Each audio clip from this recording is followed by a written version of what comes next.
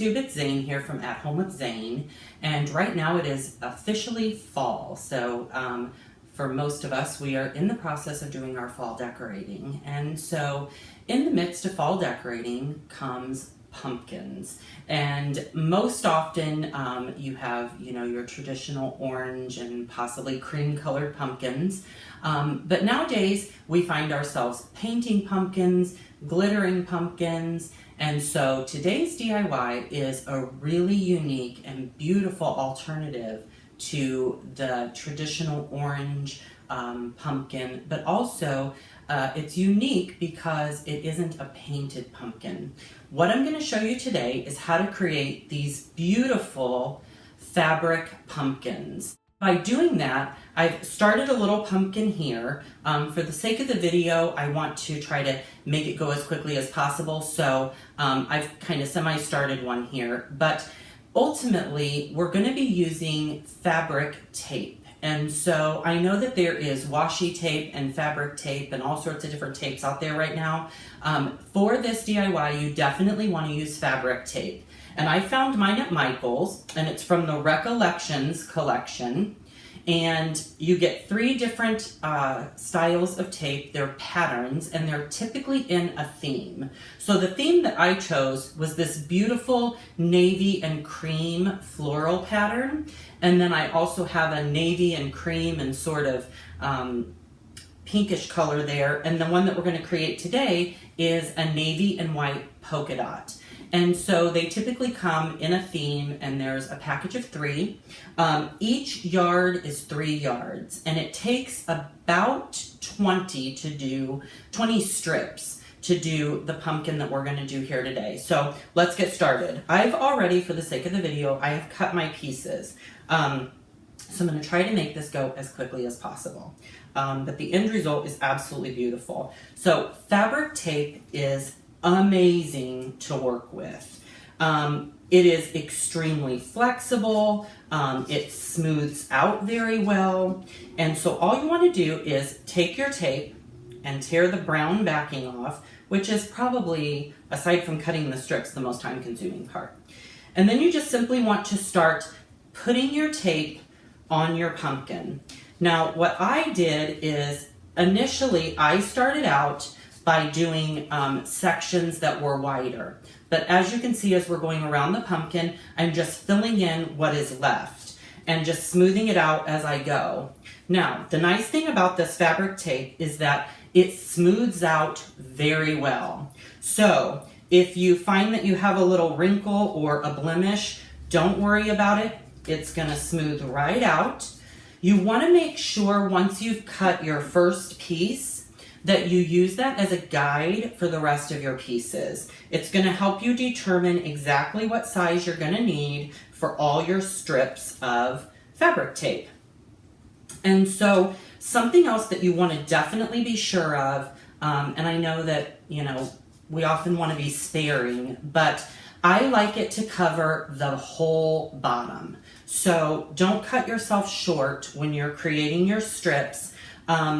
Definitely measure it to the bottom of the pumpkin because inevitably you're going to have that guest that picks it up, and they'll see that you left out a big section of your pumpkin, and you don't want to be known for that. So we're just going to move along here, and when it's done, you'll see a beautiful finished product. And they're really pretty to display because they are so unique. They're really very different than the traditional style of the oranges and the browns and the greens, but they're also unique because they're not glittered or painted. In this particular case, I did use white pumpkins that I had painted white, and then I decided, you know what, I'm going to actually try and do something more unique with these. Because I have a special place that I want to display them. And so I racked my brain and came up with the idea of, initially I thought I could possibly paint them. And then I had a wake-up call and remembered that I am not an artist, and that if I tried even painting stripes on these pumpkins, you would not even want to see what they look like when they were done YouTube.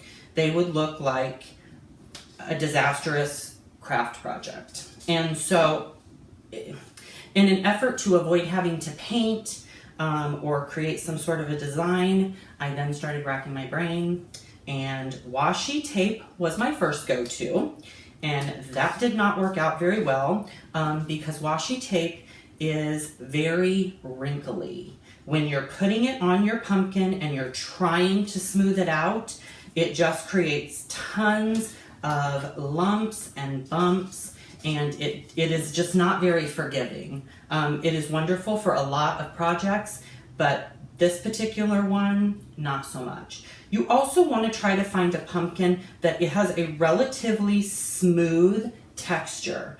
I know some pumpkins have like sort of a rough surface. You don't want to work with a pumpkin that has any sort of bumps because although this tape is forgiving and it really is very flexible, it also would be difficult to try to get it to adhere probably to, you know, a textured surface. But as you can see as I'm going along here, it's just going right on, and I'm just applying the strips as I go.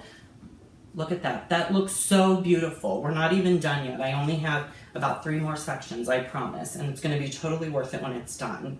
These are so unique, and I am also not a seamstress, so to try to think of sewing a pumpkin, which was my other idea, and then I realized again I had a wake-up call. You can't sew. So I said I'm just going to have to take all of this to the drawing board. So once you have your whole pumpkin covered, any areas that you may see that you need to push down or recover, you just simply want to take your tape and go back over that section again, cut yourself a little piece. This tape is so wonderful because if you're using a pattern like I am, which I'm using here, the polka dots, if you're using a pattern, it's going to blend right in no matter what you do, no matter how you place it, so there really is no right or wrong way. So